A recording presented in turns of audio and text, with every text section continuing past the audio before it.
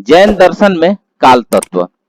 जैन दर्शन में द्रव्य के वर्गीकरण का आधार अस्तिकाय और अनास्तिकाय की अवधारणा भी है।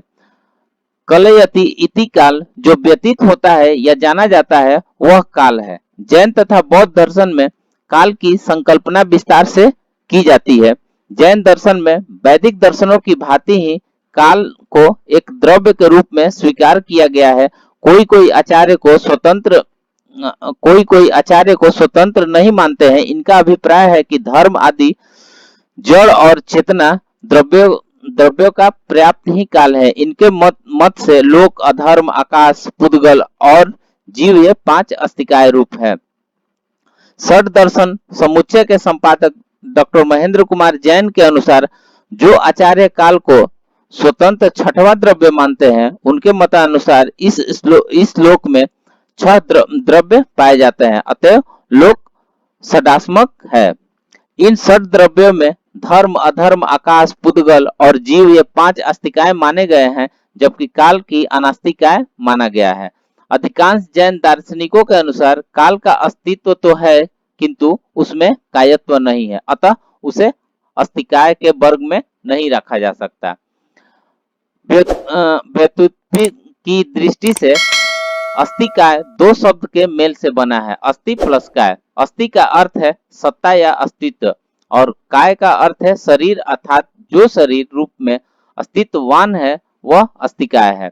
किंतु यह शरीर शब्द भौतिक शरीर के अर्थ में प्रयुक्त नहीं है, जैसा कि जन साधारण समझता है कि क्योंकि पंचकाय शब्द का प्रयोग लाक्षणिक अर्थ में ही हुआ है, इसलिए पंचास्तिक काय की टीका में कायत्व शब्द का अर्थ स्पष्ट करते हुए कहा गया है कि कायत्व माख्य सावयवत्वम, अर्थात कायत्व का तात्पर्य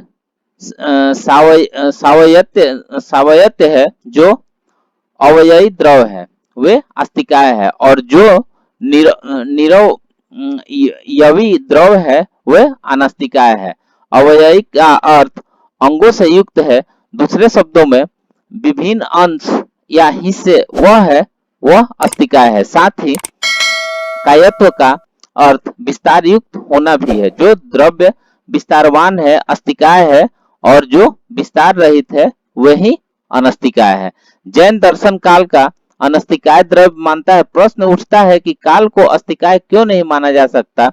यदि अनादि भूत से लेकर अत्यंत भविष्य काल तक विस्तार का अनुभव किया जा सकता है, किंतु फिर भी उसमें कायत्व का आरोपण संभव नहीं है, क्योंकि काल का प्रत्येक घटक अपनी स्वतंत्र और पृथक सत्ता रखता है। जब श्वेतांबर और दिगंबर दोनों ही परंपराओं में काल का एक स्वतंत्र द्रव्य मान लिया गया है, तो अस्तिकाय और द्रव्य शब्दों का वाच्य विषयों में एक अंतर आ गया।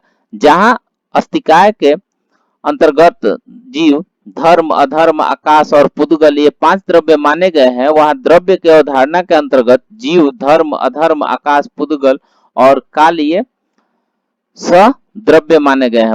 वस्तुतः अस्तिकाय की अवधारणा जैन परंपरा की अपनी मौलिक और प्राचीन अवधारणा थी।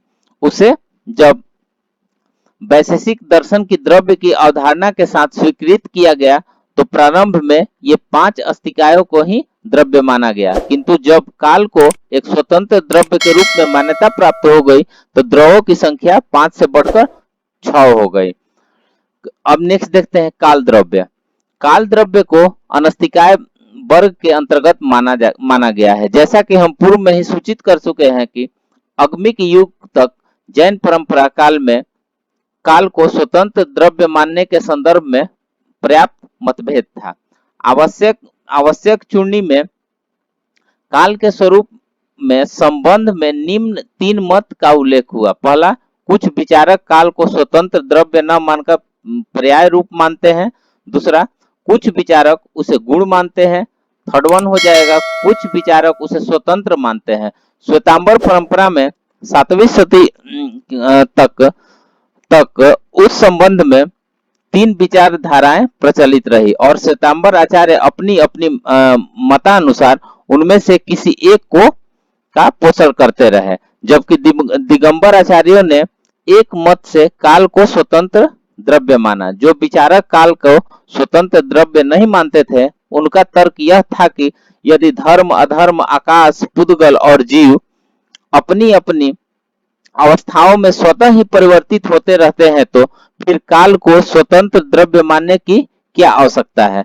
आगम में भी जब भगवान महावीर से यह पूछा गया कि काल क्या है, तो इस प्रश्न को उत्तर देते हुए उन्होंने कहा कि काल जीव अजीवमय है, अर्थात जीव और अजीव की पर्याय ही काल है।